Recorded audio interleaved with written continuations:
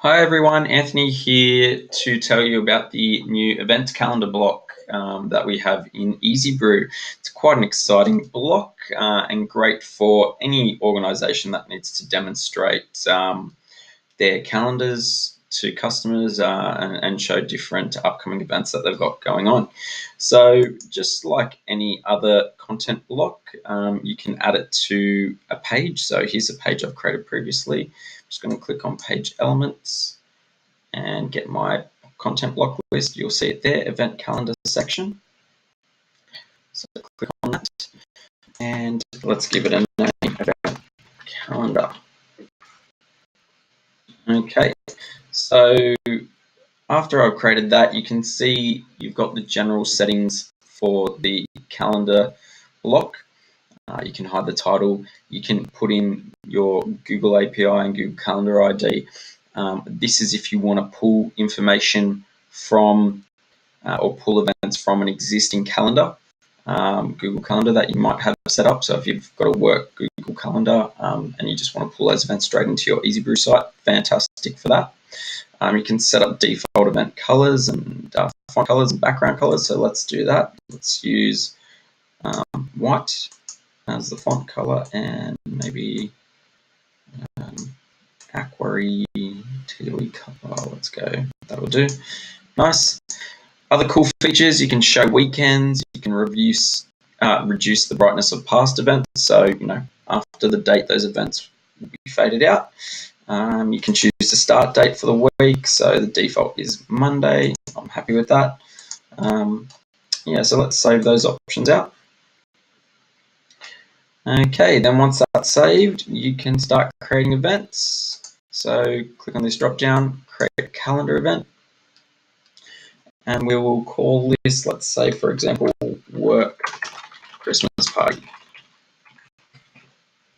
Okay, so let's pick a date for that. Let's say it's going to be on Friday. Fridays are always the best dates for Christmas parties. So Friday, 30th, of November. It's going to start at, let's say, 5 p.m. Now you'll see because the from date or time is after the to date and time, I can't click apply. So we're going to run that till, let's say, 12 a.m. on the day after the Saturday. So let's click apply. Okay. Then we'll put in the description. Merry Christmas, everyone. You can even add cool features in our WYSIWYG control here. We can add in images, for example. So let's add in a little Christmas imagery.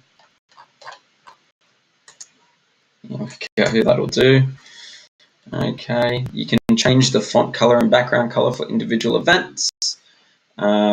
Why not? Let's do that. So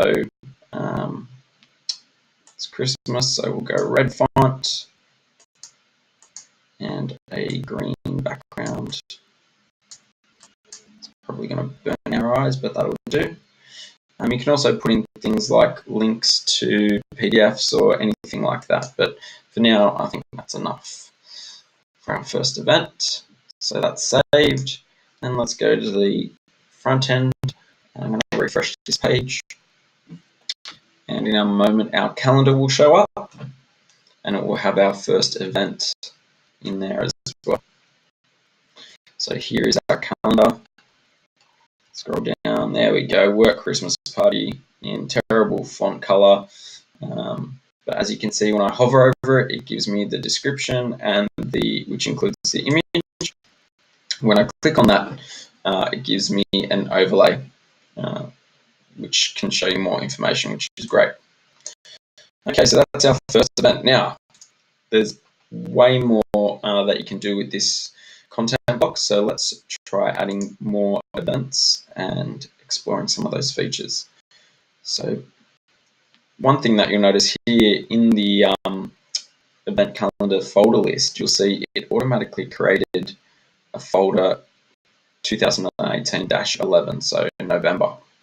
So when you create an event, the start date of that event will determine what folder it goes into. So we'll automatically create these monthly folders to keep it really neatly organized. So let's create another event, and let's start this one in the past so that we can see what past events look like. Okay, we'll call this one team meeting. We'll start it maybe in October. Okay, maybe this one can be on Wednesdays. Okay, and that'll do. Actually, we'll set it to a single day, obviously. 7. All right, and we want that to run from 11 a.m. till 12 p.m. Perfect. Okay, so we're going to just put in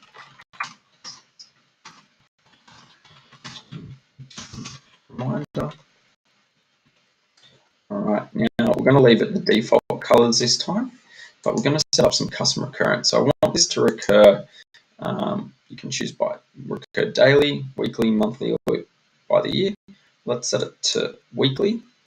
I want it to recur once a week, and I want it to recur on Wednesdays.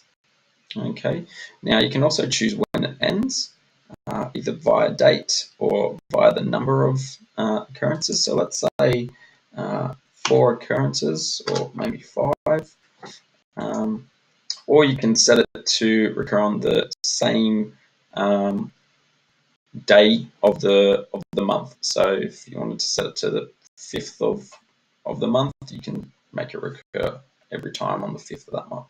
So anyway, let's save that out.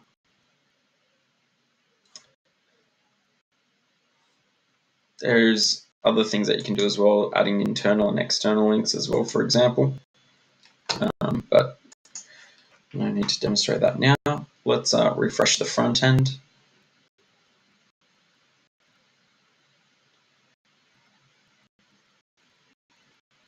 And here we go. Okay, so refreshes to the current time of the month, which is November, sorry, time of the year. As you can see, on the 31st of October, it's a faded out event reminder because that's in the past. So we've only got 3 events here, but that's because we started in October.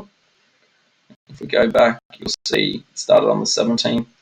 So we've got 1, 2, 3, 4 on the 7th, and the 5th one on the 14th, and we wanted it to end after 5 attempts, after 5 occurrences. So that shows you how the recurring event feature works.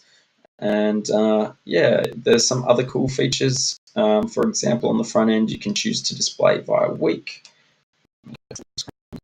Better. So via month, via week, a day list, or a physical list itself. Yeah, it's pretty funky tool. As you can see, it's quite powerful. Uses the fonts and styling that you set, so completely customizable in that sense, which is great. So that is the calendar tool. I hope that you like it. We've put a lot of work into this one. We're really happy with it. If you do have any feedback, always feel free to hit us up and let us know. Yeah, we hope that it helps you out with your Easy Brew site. Thank you very much.